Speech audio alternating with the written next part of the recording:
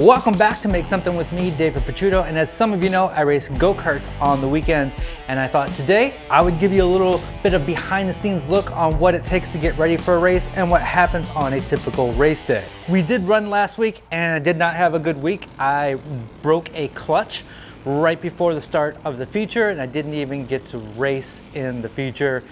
Total bummer, but I was out there for a couple different practice sessions. I qualified and then ran my heat.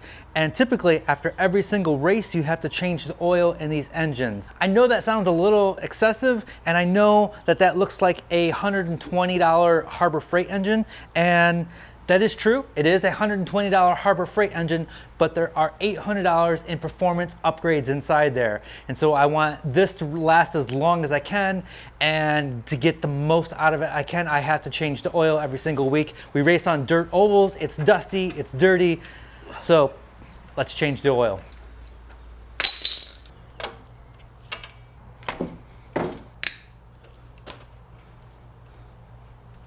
You don't have to take the engine off to change the oil. It just makes it a lot easier. I drain this into a jar. These individual oil packets I think are like $5. So each race costs at least $5, usually a lot more. Things break. Last week we broke a $70 clutch. That sucked really bad. Now that we have the oil change, it's time to put on the clutch. And I have different clutches with different numbered teeth on the drivers. And this particular track, as far as I know, takes a 10 tooth clutch. I will take an 11 and a 12 with me just in case I need to change that out.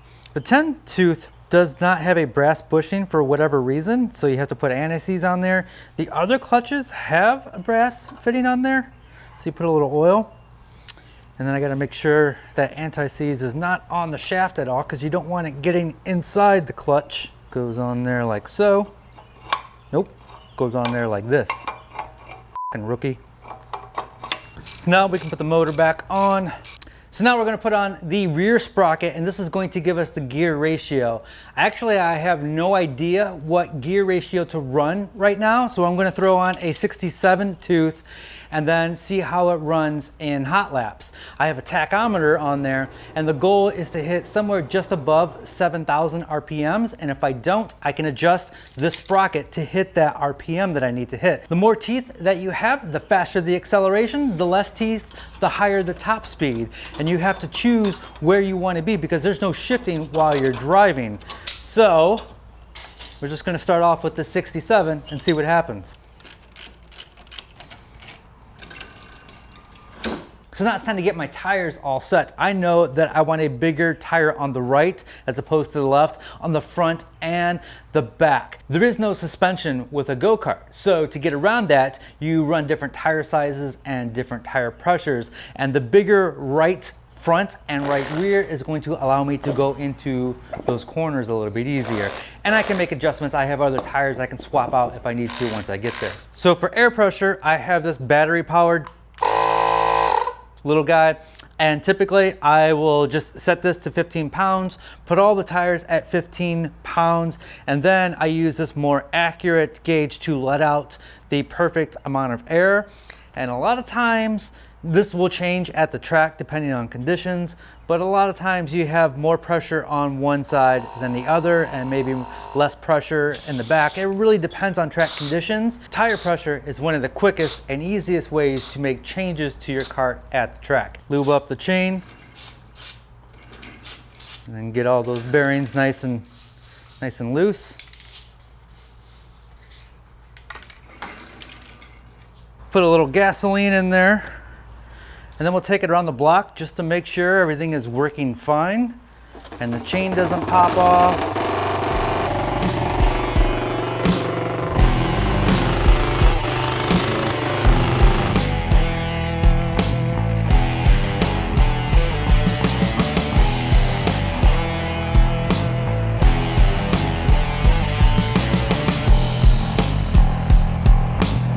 So one thing I gotta do before Sunday is oil up the air filter. It gets really dusty and this oil keeps all that dirt and junk from getting into the carburetor.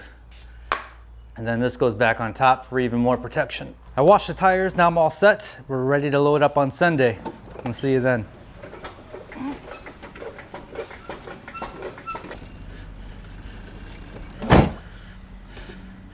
All right, we're off to the races. A fresh layer of water on the track.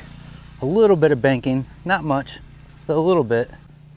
And here's what it's all about today.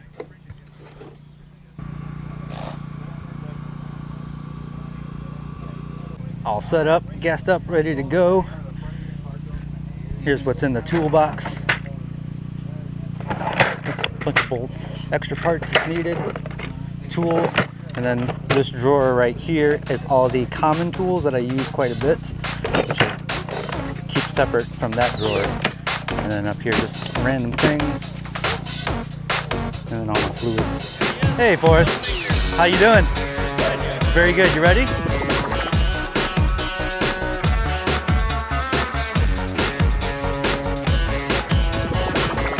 I'm gonna make you all famous.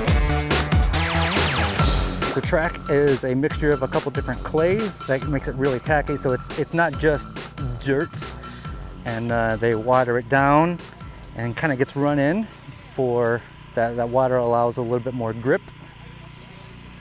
And track conditions on a dirt oval will change drastically throughout the day, so we'll need to make adjustments as the day progresses. Here's an interesting little thing. Right out of turn 2 is this swampy pond area. That is not where I want to end up. But there is quite a distance. You'd have to go over this hill, well, down the hill and into the swamp. You can see some people take it real serious and have full trailers and campers and basically a full shop. I just have my pickup truck, throw the cart in the back, and with my couple toolboxes and wing it. So how it's going to work today is we qualify. I drew a 6, so that means I go up 6 in qualifying, and that's going to determine the position in your heats and in the feature. For this particular league, they split everybody into 2 fields. That way they run 2 features and pretty much everybody can make the feature and more people are involved. So I'm gonna go out for 2 hot lap practice sessions and find the right gearing. Then we qualify, then I'll run my heat, and then hopefully I'll be running in the feature.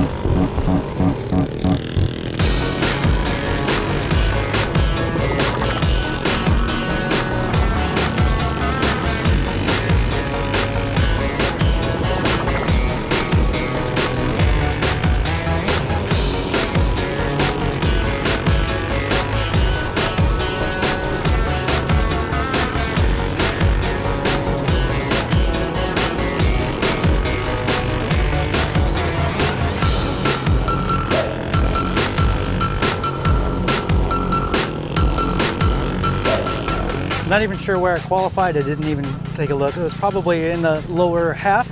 That didn't do so good. I didn't have the acceleration that I needed, but in my heat, I did okay. I got up to 3rd and then spun out and then had to go to the tail and then work my way back up to 4th. Luckily, everybody makes the feature today because there's not enough carts for a B main or a C main, so everybody gets to go to the feature. I start in, I think, the 4th row on the inside, so we got a little bit of work to do. Wish me luck.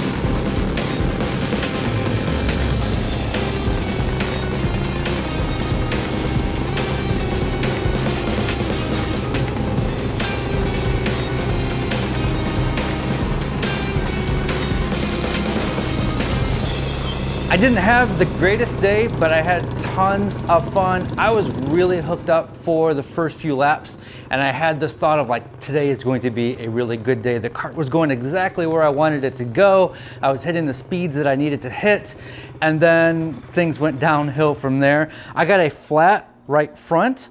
This tire had a slow leak that leading up to the race, and I thought it would be okay. It usually is okay because the leak was really slow, but there must have been a weak point along the rim, and I hit something, and then I went flat, and the kart was just pushing really hard the entire race. I was really fighting it, and I got way slower. So it's unfortunate. I learned a good lesson. The most important thing is I had a blast. I started 7th and finished 8th, and I would say that's pretty good running with a flat tire for 20 out of the 30 laps. We just power washed it down.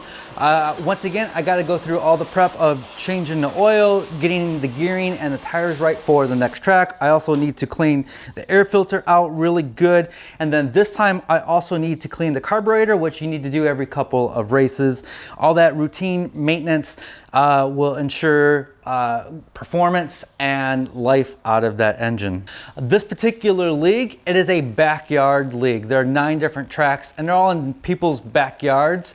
And even though it's a backyard league, it's still really organized, and there are some sponsors that pay for like porta potties and the trophies. You don't pay to race, and you don't get money to win. It's all about trophies and having fun.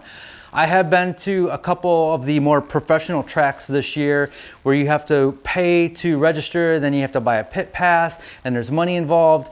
And those particular races usually have like 8 different classes, and you spend most of your day just waiting for your class to run. It's like a 12-hour day, but this particular league that I'm in, there's just one class. And so it's like a 4-hour day. You're in, you're out. It's nothing but fun. The tracks in this league, they're smaller. And on the smaller tracks, it's a little bit more about skill. And on the bigger tracks, it takes a lot more money. You have to put more money into the engine because the speed is more important. And then there's all kinds of tire prep you have to do on the bigger tracks. And the cost for those bigger, more professional tracks goes way up. So the point of this league is to keep costs down, even though it is still pretty darn expensive. As far as this league goes, there are 9 races this season, and that was the 3rd race. I'm like mid-pack in the points, and I'm a rookie this year, and I feel like I can do better. I definitely have the equipment that I need to compete. I just gotta stop making mistakes. I should not have run that tire. I should have fixed the problem beforehand. And a couple times I spun out trying too hard instead of being patient and waiting my turn. I'm learning, and I think by the end of the season, I think I'm gonna be at the top of the pack. I'm hoping for a top 3 finish this year. That is the goal. Of course, the goal is to win, but there's some really good competitive racers out there. I know that this video is not going to be as popular as my other videos, but this channel is about my journey and what I do. And there's a lot of maker stuff involved in here. I've fabricated some parts. I've made my throttle cable. I am working on making my own kart. This is the frame here. It's not finished yet. All I have to do is tabs for the floor pan, and then the mounts for the Nerf bars and the bumpers. I'll get there. I put this project on hold for a little bit so I could get this kart ready for the season. I do plan on running this new chassis later this year. I do want to get it powder coated because this one is rattle can painted, and you look at it funny and it just chips off. So I hope to run this guy before the end of the season. I think I'm gonna shoot a couple more of these vlogs at the track this year. We'll see. I'll try to find a different angle, a different perspective. It's a little hard to film by myself out there. Maybe I'll take Dan with me one of these days and he can help out. So, all right, that wraps it up. We'll see you soon with most likely a project, maybe a woodworking project, who knows? As always, be safe, have fun, stay passionate, and make something.